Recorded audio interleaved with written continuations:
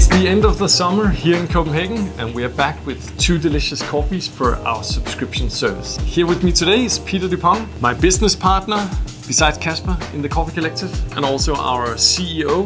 The reason you're here today is because you're also the person responsible for our sourcing program. Sourcing meaning how do we actually get coffee into this company. And you're also the one who is responsible for picking out what coffees are we going to present in the subscriptions. So welcome. Do you want to introduce which 2 coffees we've selected this month? We have coffee from Buena Vista in Bolivia, natural processed coffee. And then we have coffee from Planadas in Colombia, which is a very clean and washed coffee. And we have them both hand brewed by the lovely people in the coffee shop behind us here at Godthåbsvej, where our roastery also is. Brewed on Kalita. But these 2 coffees, and I'll get back to that a little later, I think are also exceptional for espresso. I think we should dive in the natural and start with that. Natural first? Brave choice. Now, why did you want to start with the natural actually? I'm curious because I think usually I would start with the washed, with the gentle. Yeah, I would in the morning as well, but I have had my very nice washed morning coffee, so now I'm ready to get some exciting experiences. Right, so Buena Vista. What is Buena Vista? Where's this coffee from? Buena Vista is a mill in Bolivia, in the Caranavi region. It's situated around 1600 meters above sea level, and it's owned by the family Rodriguez, who is a big name in Bolivian specialty coffee. We had the good fortune of meeting them and talking a lot with them in Milan for the World of Coffee, where pretty much the whole family was next to us at the booth. Really, really lovely people. Amazing people, yeah. And I think Pedro, the father, he's one of the pioneers of Bolivian specialty coffee. Why did you choose this coffee? What's the backstory of this? Because you went to Bolivia. Yeah, I went to Bolivia a few times. The first time around 6 years ago. And actually it's also a theme of the subscription this time. It's both organic certified coffees. Finding organic coffee was the primary motivation for actually going to Bolivia. It was one of the important motivations, definitely, that they had high quality organic certified coffees. And you've been to, I don't know how many coffee origins over the years. You were one of the people who were already well traveled in coffee when I started in coffee. What strikes you as differently with Bolivia compared to some of the other Latin American countries that you visited? Well, it's a very high country. Getting up to the heights and growing is not the biggest challenge necessarily in Bolivia. When you fly into Bolivia, you also land very high. I think it's 3,500 meters above sea level. You have to pass even higher to get down to the coffee growing regions, which is a little bit different from most other places where I land low and then go up high to the coffee growing regions. So tell us a little bit about the Rodriguez family. What are they like? I mean, they are very dedicated people to their works, to specialty coffee, to quality, and to trying to raise the coffee industry in Bolivia, raise the quality of that. And at the same time, they're just extremely nice people to be around. Yeah, so this is a what they call a Coco Natural process. Can you explain a little bit about what that means with the Coco Natural and how it came to be? To try and get to Pedro's ideas of the naturals, he really believes that naturals is the way forward for specialty coffee in Bolivia, and especially for their works. He's very dedicated to develop that method. And is that because of like the taste quality, or is it because of the environmental impact? I think it's an overall analysis of what the way forward should be, that is both environmental impact, its flavor possibilities, and so on. And also, I remember he told me that he's very much trying to, instead of dry the beans, then dehydrate them. Yeah. Which is also a traditional way of Bolivia to conserve foods in general. That's what they did for thousands of years with potatoes, for instance, and other vegetables, to dehydrate them in the heights of Bolivia. Interesting. So that's also interesting to get that angle on coffee, I think. In the early years when they experimented with, they invited Flavio Borém from Brazil, a professor who has done a lot of research in natural processing of coffee. They invited him to Bolivia and learned a lot about the natural process chemically and what is scientifically up and down in it. And from there they have developed their own method that they call Coco Natural. And I think the result speaks for itself as well. How would you describe the flavor of this coffee? You're the flavor expert here. I think every flavor description should start with the taste. This is a very, for a natural, clean coffee, but it's very sweet. It has a good balanced acidity, not overpowering. Some naturals are crazier, I think, in the acidity. This is quite balanced, but still there to give that fruity character of a good natural. And definitely getting the cacao nips kind of feeling as well. But how do they actively work with these drying methods and create this Coco Natural? I think they experiment a lot, but they're also very systematic, and they have developed kind of drying profiles. A little bit like we have our roasting profiles for our coffee beans. They have their drying profiles for the coffee, where they both use different ways of drying. They do raised bed drying in fully sun, raised bed with UV filters on top. They do machine drying, different types of machine drying. And they mix that in certain ways which they believe is the best for the quality. And then they also do something interesting. They have actually breaks in the drying. Okay. So they heat up in the sun or in the machines for a number of hours, and then they leave it to cool down again for a while before going to the next phase, the next drying step. And then they have very strict limits of I think it's 35 degrees Celsius. That is the max that they are heating up the beans when they have the machine part of the drying process. Which is quite a cool temperature for drying. Like a lot of times you hear like even 40 degrees is a very cool temperature for drying, and it's quite often if you're drying faster, it's much higher. Yeah. And what is the result coming out of that? Because I know that part of the reason they're called Coco Natural is that they're using these cocoa dryers, these big open square cacao dryers that are not, it's not a drum dryer as you would typically think of a dryer. It's this big open tray that allows air through. So that's part of the reason for the name, but the other part is that when the cherry is fully dried, it looks very differently, right?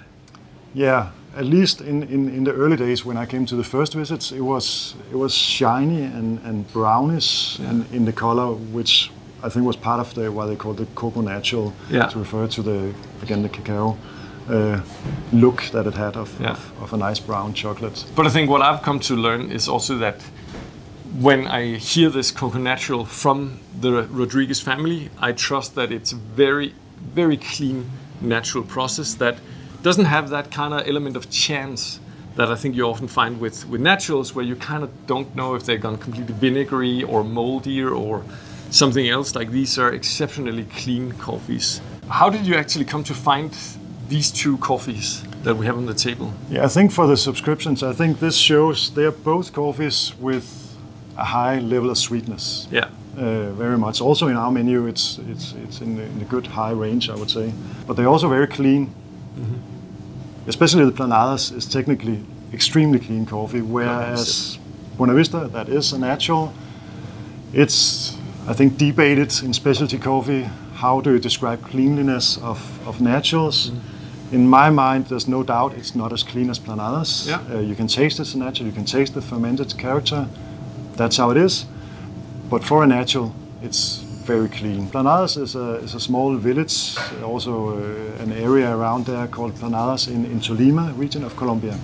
So it's a village, Planadas, it's a group of farmers, but what kind of group is it and how they gotten together? Yeah, it's a group that our partner Caravella, the exporter that we work with in Colombia, they have kind of helped with some farmers there that they knew to put a group together of organic certified farmers who could benefit from working together.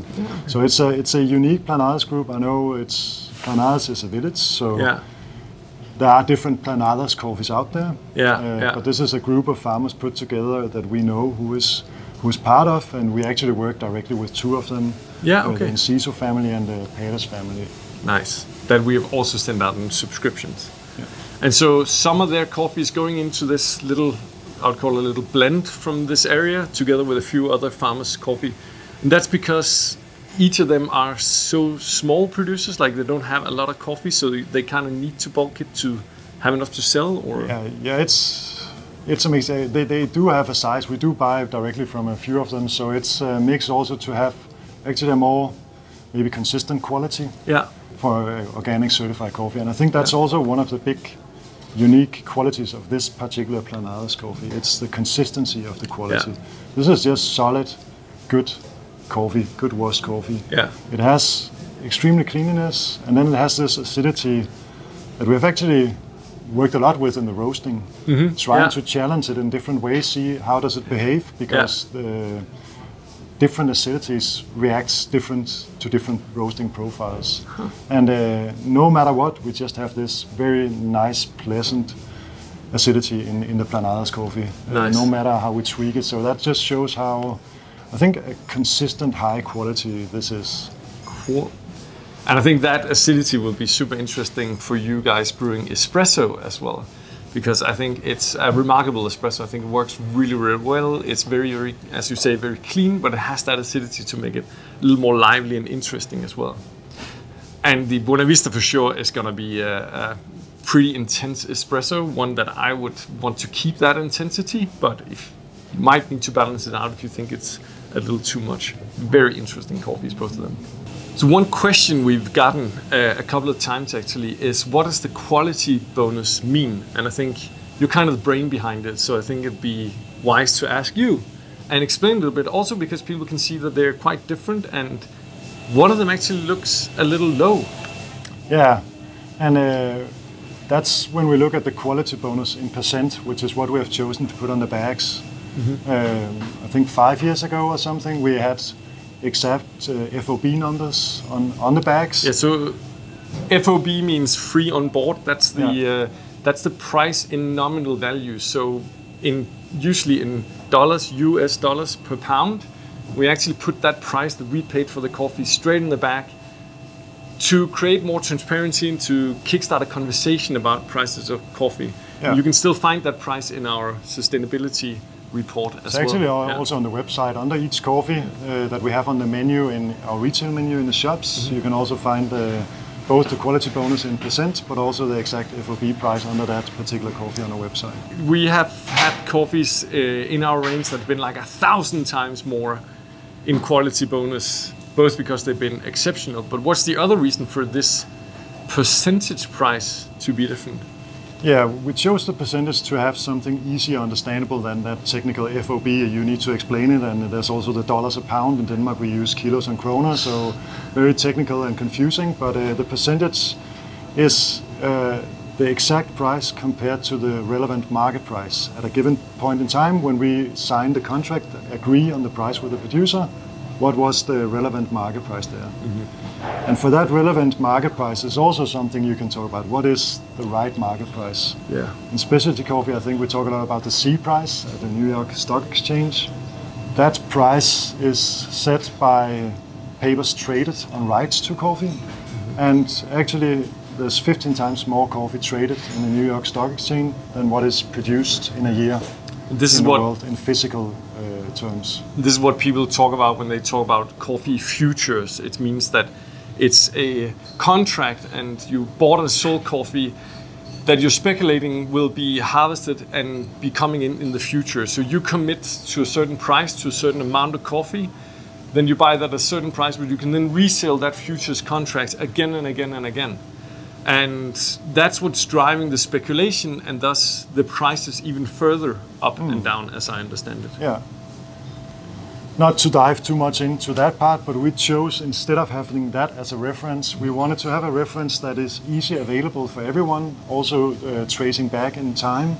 And therefore we chose to follow the International Coffee Organization, ICO.org, their coffee data, which is also based on real physically traded coffee. And they publish day by day, but also save all historical data there. Yeah. So that's where the market price we compare. They have 4 different quality categories. I'll not go into all of them, but we of course choose the one that is relevant. And that's coming to answer your question, because 31% in quality bonus here. We paid $4 a pound FOB, but at the time, the relevant category, quality category, is the Colombian milds, which is actually high, and at that time was all the way on $3 a pound, and still is around that. So what we paid, when we paid $4 a pound, we only hit 31% on top of that. On top of that, yes, as a quality bonus. I believe that $4 a pound is still a pretty good coffee in the market out there. Yeah, I think you'll find a lot of coffees that are bought and sold at significantly less than that.